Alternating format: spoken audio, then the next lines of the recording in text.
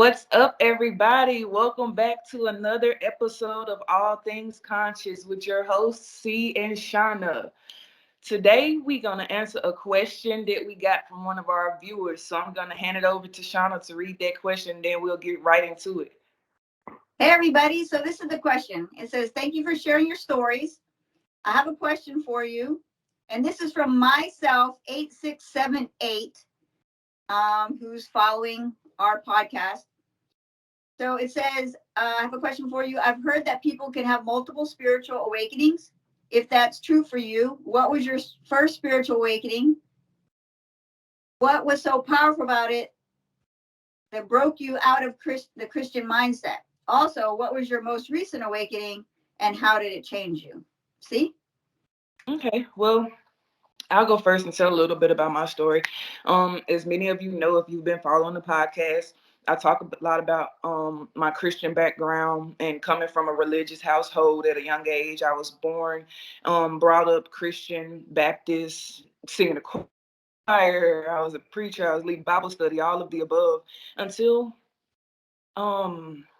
it started to conflict with who I really was. And from a young age, I knew I was lesbian, right? So a lot of that started to conflict with the Christian ideology and the rules, so to speak. So as I got older and I started going through life or whatever, I started asking questions. I started asking, why would a God that says he loves me send me to hell for loving someone else? And so when I started asking these questions, when I started asking, okay, why this, why that, why this, my mind really honestly started to break open.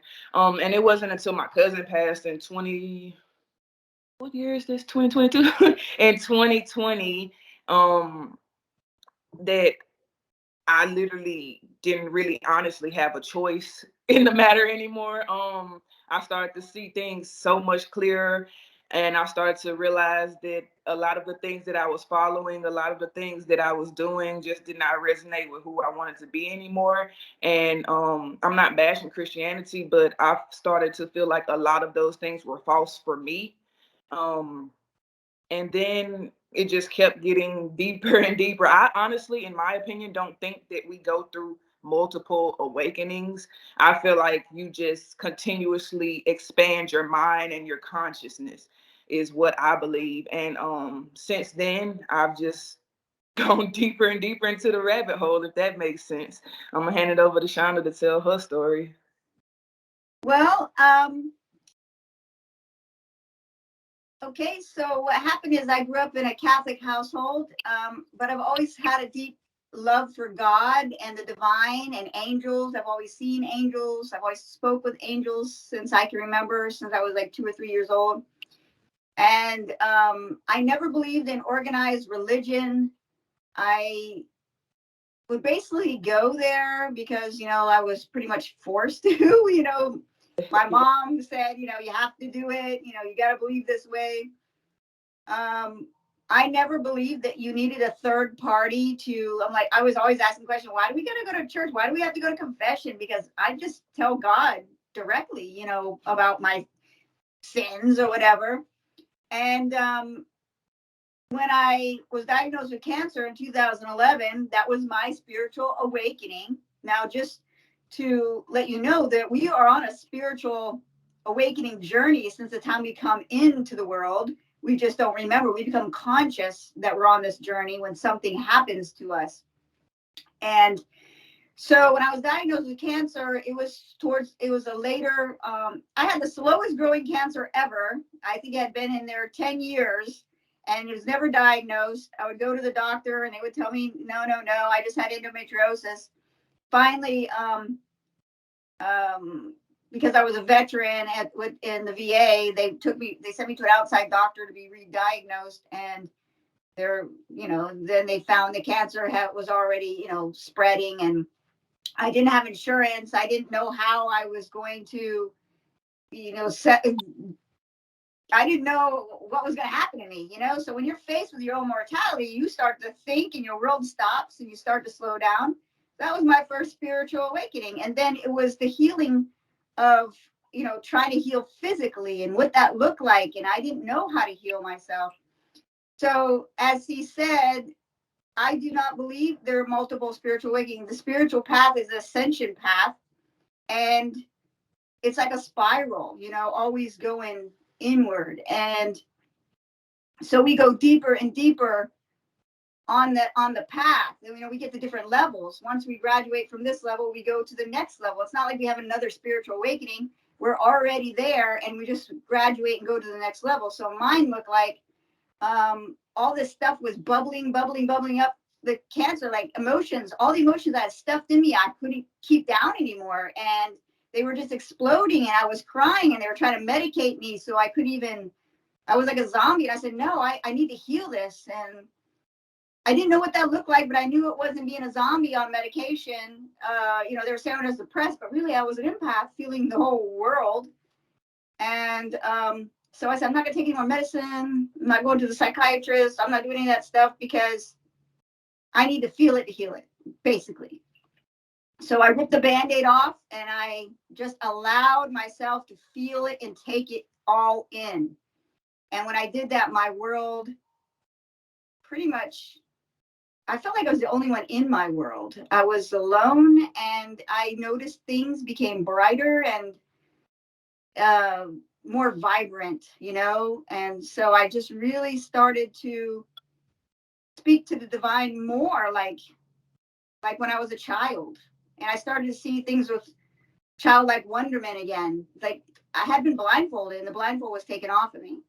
Now, what made me leave Christianity? Okay, so when I was physical healing from the cancer, I was also an outreach pastor. I had gone back to school to do Christian ministry. I went from a Catholic setting to a Baptist university, which was a shock. I didn't believe the stuff that they were teaching. It was pretty much brainwashing, if you ask me. And I didn't believe in the whole culture. I didn't believe in what they were saying. And it was like control. It was like this. I looked at it from outside the box. It was like, this is a program. You are programmed to believe this stuff. You're programmed that God is a vengeful God and you're going to go to hell, or you've sinned, you've done all this stuff. But what I really realized by my own love and connection to the divine is that we don't sin. We're here to learn. This is a school, and we're here to just ascend and grow, evolve as these souls. And I didn't need a third party. I didn't need a third party involved in my life or to tell me what to believe and what not to believe. And then my divine gifts started to come in fuller and stronger. And they were validating me that I didn't need this, and this was man-made, and this, we don't need these controls and these programmings. And that's why I left. And I don't feel any way about it. Now, if people want to believe that, that's fine, because it took me a while to lose that mindset. It took me about another year after that to actually just wash it away completely. And yeah, I mean, every time we release, we grow and we start asking questions, we start going on another ring of that ladder, that ascension ladder. Okay. Okay. Okay. I enjoyed that. I don't know. No, I was looking out the window because you sparked a memory in me. I want to piggyback off something that you said when you said about the vengeful God and things of that nature. And what, to answer your question even further, what made me leave is pain, to be honest. I was tired of feeling the guilt and the shame and worrying and thinking that, like she said, I had to go through a third party to receive goodness, or I had to. I'm sorry, but you see what you just said? You said the guilt and the pain and those are all lower expressions on the vibration chart. They hold you at the lowest level.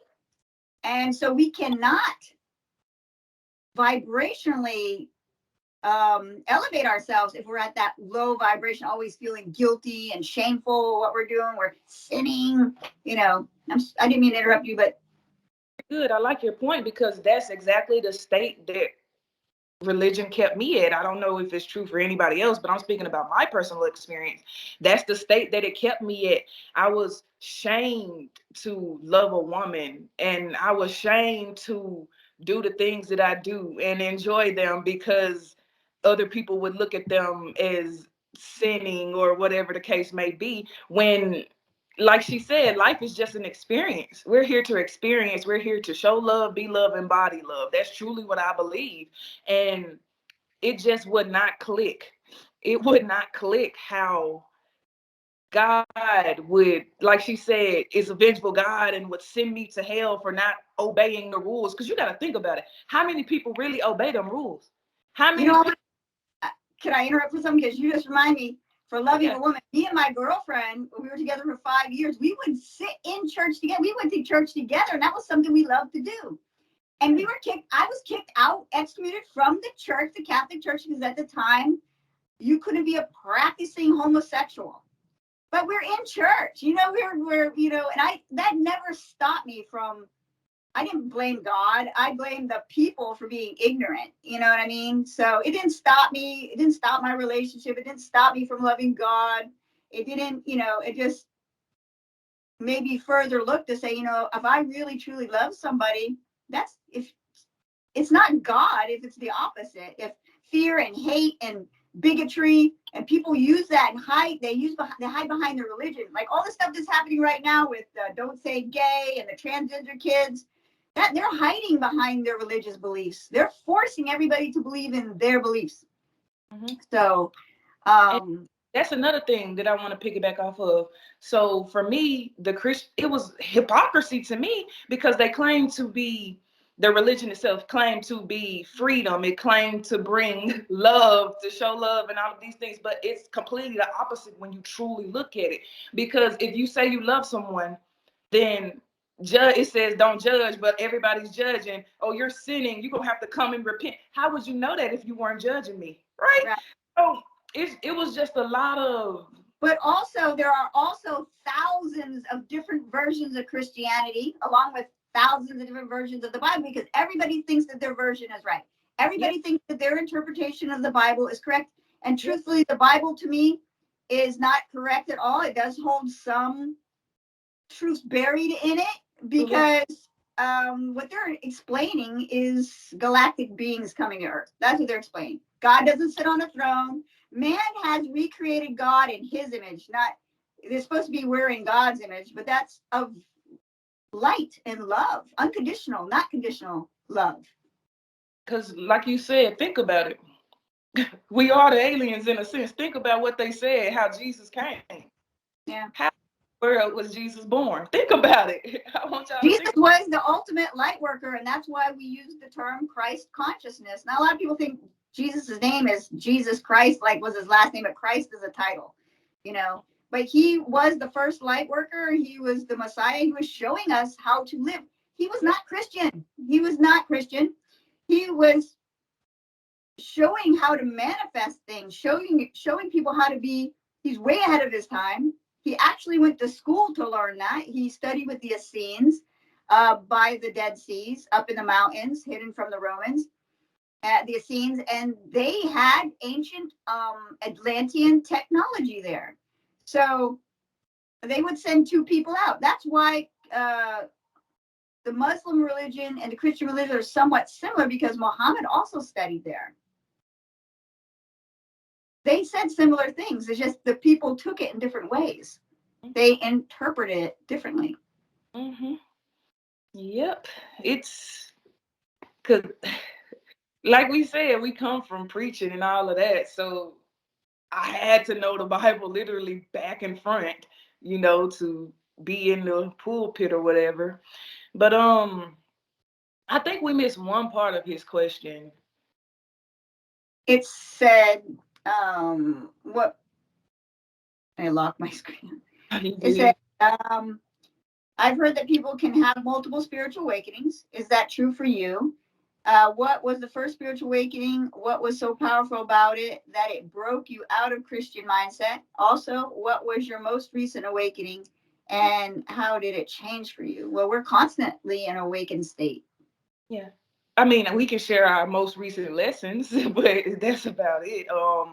Like we said earlier, it's just constantly learning, to be honest. Like she said, Earth is a school. I even had a dream of them showing me, hey, it's time for you to go. It's time for you to go to school. And I was literally in the school and there was so many people. That's a different story for a different time though. But my most recent experience that I learned about that helped deepen my spirituality was doing what's best for me, which was kind of a tough lesson because you know the world teaches us to take others into consideration before yourself. So it's definitely something that taught me more self-love because I thought I loved myself, but then I was like, wait a minute, if I truly love myself, I'll do what's best for myself, no matter how it makes other people feel, right? Because you're not responsible for anybody else's feelings, their actions, etc. So the like I said, the most recent lesson that I went through taught me more self-love, which actually expanded my mind even more. Shauna could tell you I was on the phone freaking out a little bit. I was like, wait a minute. So if I love somebody, and it was just so much stuff. I can't really get into it right now, but it really just opened up my mind even more with love, literally. Well, the awakening stage for me doesn't go because I've been on this journey for such a long time. It doesn't, it's not so obvious. I know that my gifts are becoming stronger. I can just read people better. You know, I mean, things just pop up and I just automatically know things about people. Um,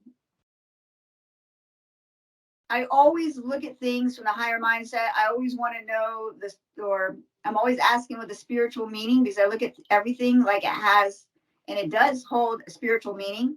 Everything that happens to us is a message. My latest thing, I guess, was that my garage caught on fire in my car. And to me, it's like you're going to start new, brand new from scratch.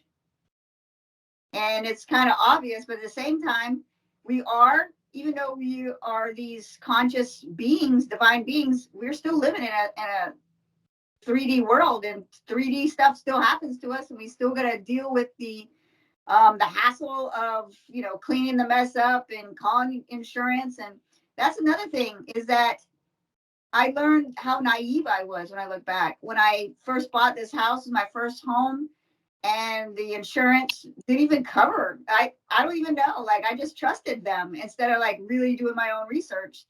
So now I do my own research, and trust me, nobody gets away with anything with me because I'll be on the phone in a heartbeat. She knows. She knows.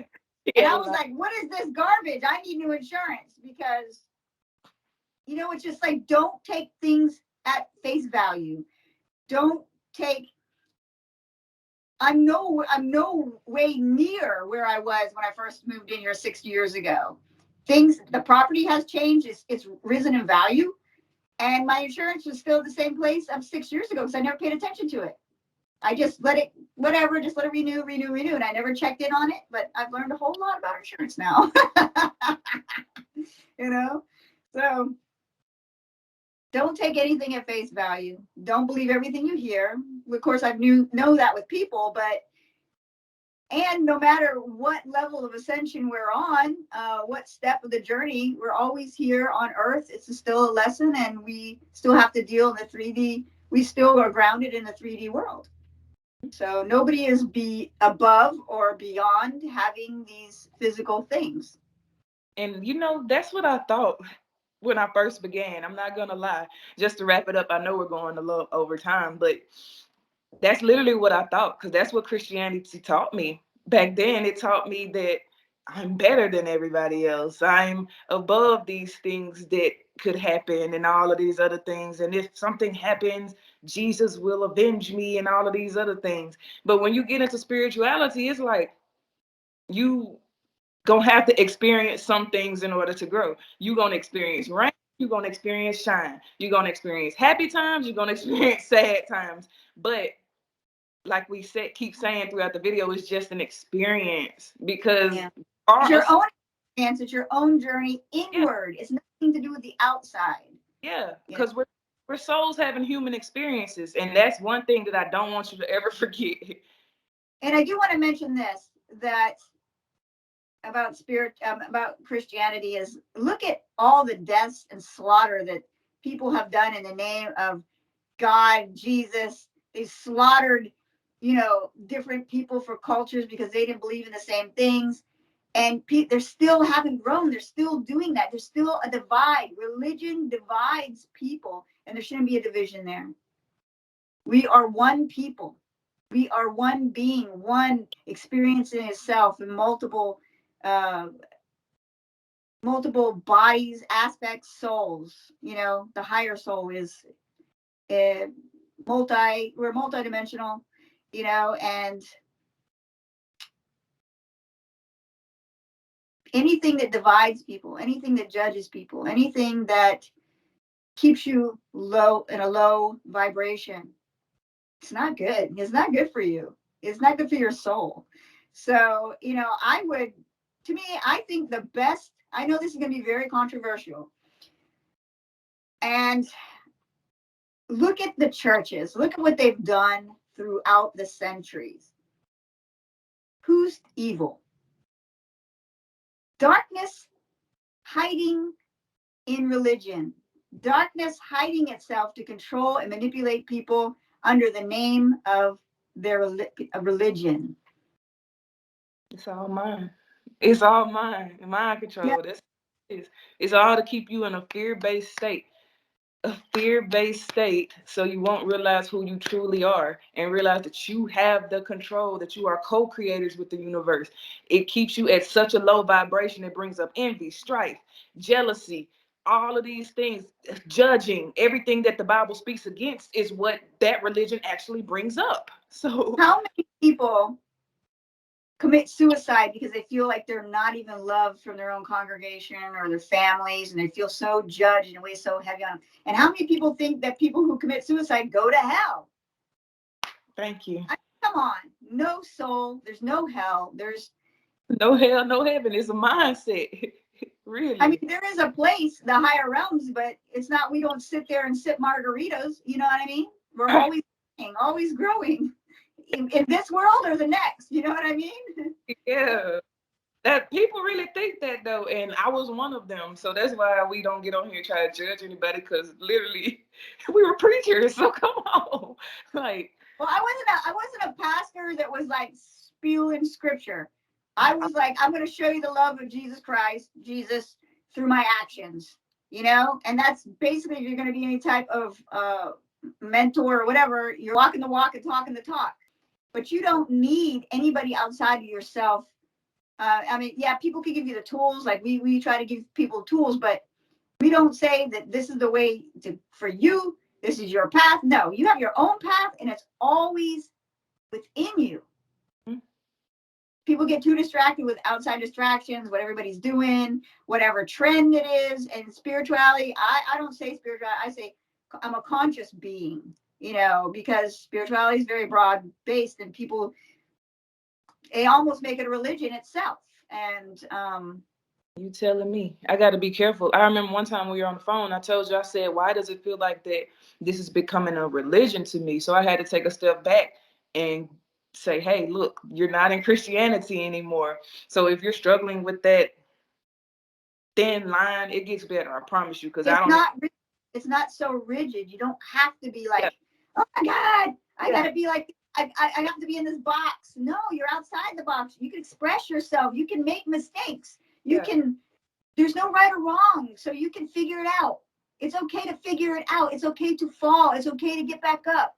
It's okay to like have your own opinions and your own um but don't project them on other people. Like what you're saying is the only right thing, because you're Mhm. not right. And there's like, I don't want to say there's no right wrong, but you don't force your beliefs on other people. Yeah, definitely. That's a lot that I did in Christianity, but now it's like every video that I make, I'm telling people, look, this your path.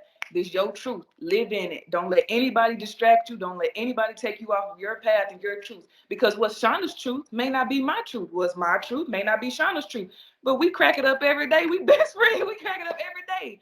It shouldn't be like that. You get what I'm saying? It shouldn't be no fallouts. It shouldn't be no arguments or anything. Let people stay on their own path and do their own thing.